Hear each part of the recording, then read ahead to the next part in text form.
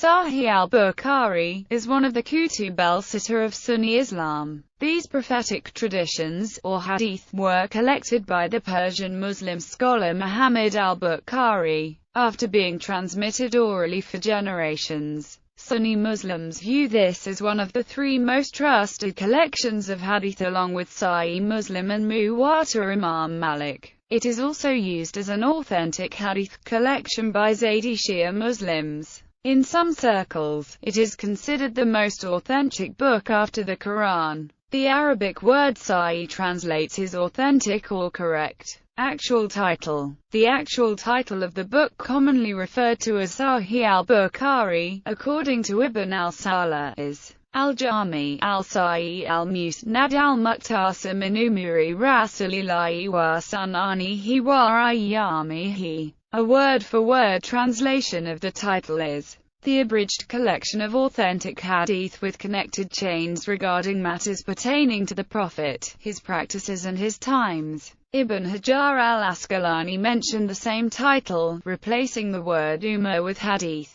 Overview. Al-Bukhari traveled widely throughout the Abbasid Empire from the age of 16, collecting those traditions he thought trustworthy. It is said that al-Bukhari collected over 300,000 hadith and included only 2,602 traditions in his Sahih. At the time when Bukhari saw the earlier works and conveyed them, he found them, in the presentation, combining between what would be considered Sahih and Hasan, and that many of them included Darif hadith. This aroused his interest in compiling hadith whose authenticity was beyond doubt. What further strengthened his resolve was something his teacher, hadith scholar Ishaq ibn Ibrahim al-Hanthali, better known as Ishaq ibn Rahway, had said. Muhammad ibn Ismail al-Bukhari said, "We were with Ishaq ibn Rahway, who said, if only you would compile a book of only authentic narrations of the Prophet." This suggestion remained in my heart, so I began compiling the Sahih.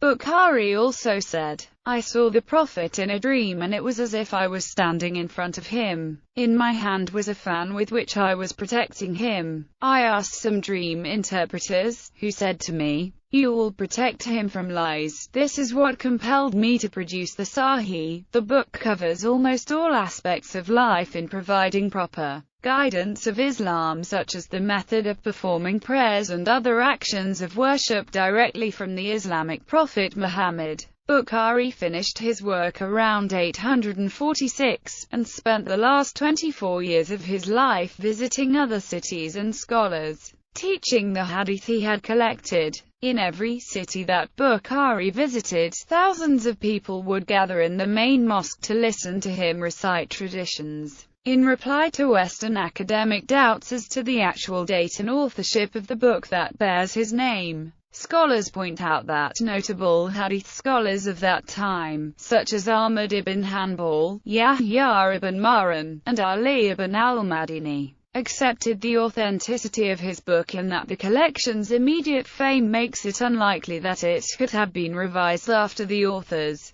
death without historical record. During this period of 24 years, al-Bukhari made minor revisions to his book, notably the chapter headings. Each version is named by its narrator. According to Ibn Hajar al-Asqalani in his book Nukat, the number of hadiths in all versions is the same. The most famous one today is the version narrated by al-Farabi, a trusted student of Bukhari. Al-Khatib al-Baghdadi in his book History of Baghdad quoted Farabi as saying, "About 70,000 people heard Sahih Bukhari with me." Farabi is not the only transmitter of Sahih al-Bukhari. There were many others that narrated that book to later generations, such as Ibrahim ibn Makhl, Hamad ibn Shaykh, Mansur Berderzi and Hussein Mahamili. There are many books that note of differences between these versions, the best known being Fath al-Bari. Distinctive features. Amin Hassan Islahi, the notable Islamic scholar, has listed three outstanding qualities of Sahih al-Bukhari: quality and soundness of the chain of narrators of the selected ahadith.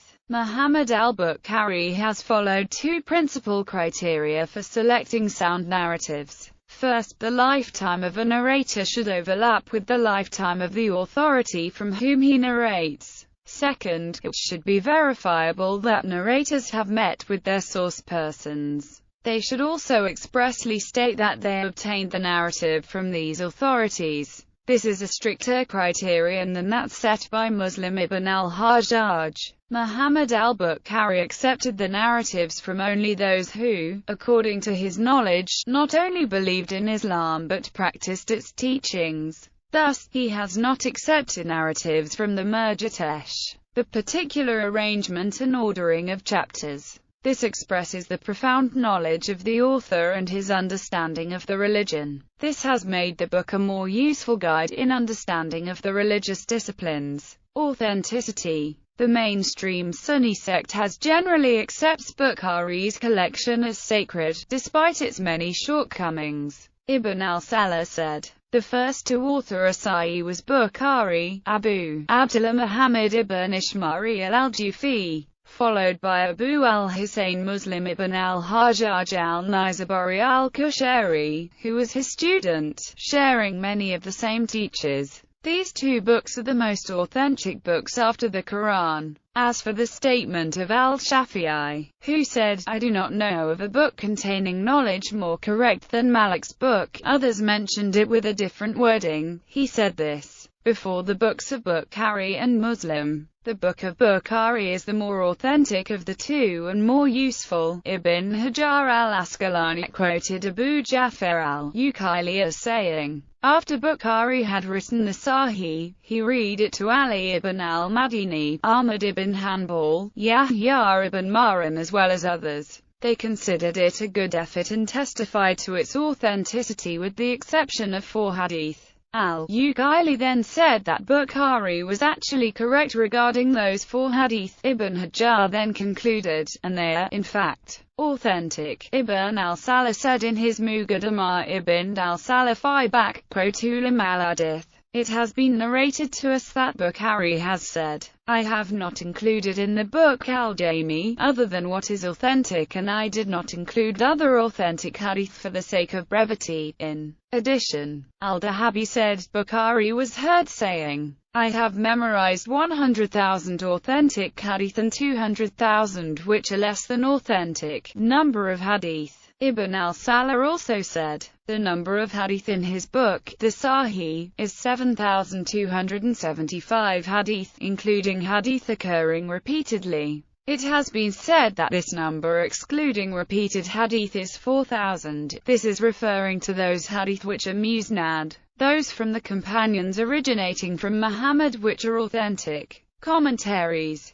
Several detailed commentaries on this collection have been written, such as Shah ibn Battal by Abu al-Hasan, Ali ibn Khalaf ibn Abd al-Malik, published in 10 volumes with an additional volume containing indexes. Tafsir al-Gharib Marfi al-Sahihain by al-Humaydi, al-Mutawari, Ayla Abwab al-Bukhari by Nazir al-Din ibn al-Munayya, an explanation of select chapter titles, published in 1 volume. Shah ibn Kathir, Shah, Ayla, al-Din Mughlate, Fath al-Bari by Ibn Rajab al-Hanbali, al-Kawkab al-Darari fi Shah al-Bukhari by al-Kirmani, Shah ibn al-Mulakan, al-Torshi by al-Suyuti, Shah al-Barmawi, Shah al-Tilmasani al-Maliki, Fath al-Bari fi Shah Sahih al-Bukhari by al-Hafiz ibn Hajar, Irshad al-Sari li Shah Sahih al-Bukhari by al-Kastayani, one of the most well-known of the explanations of Sahih al-Bukhari. Shah al-Balkani,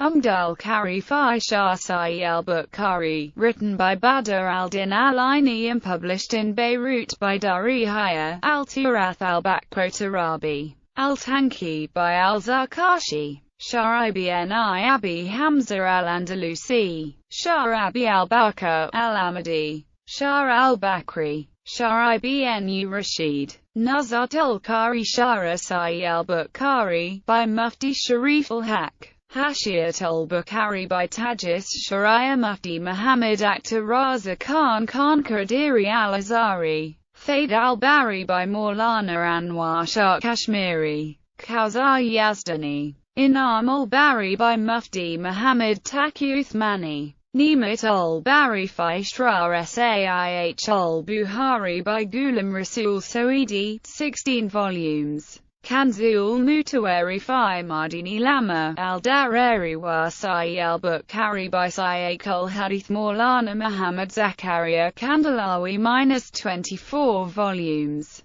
This book is initially a compilation of lectures by Maulana Rashid Ahmad Gangohi and was made complete with additional explanations by Maulana Zakaria. One of the most important aspects in Sahih al-Bukhari is Tarjama al-Bab, or giving name of the chapter. Many great scholars adopted a common saying, the fiqh of Bukhari, in his chapters. Not many scholars have commented on this aspect except Hafiz ibn Hajar Asqalani and a few others. Shah Wali Ulama Hadith Dihyawi had mentioned 14 usul through understand Abwab Tarajim, then added by Hind Maulana Sheikh Mahmud Hassan ad-Deobandi to make it 15 usul. A study conducted by Shaykh al-Hadith Maulana Muhammad Zakaria had found as many as 70 usul. He wrote specifically about Tarajim Sahih al-Bukhari in his book, Al-Abwab at-Tarajim li Sahih al-Bukhari translations. Sahih al-Bukhari has been translated into English by Muhammad Muzan Khan under the title, The Translation of the Meanings of Sahih al-Bukhari Arabic, English, in 9 volumes.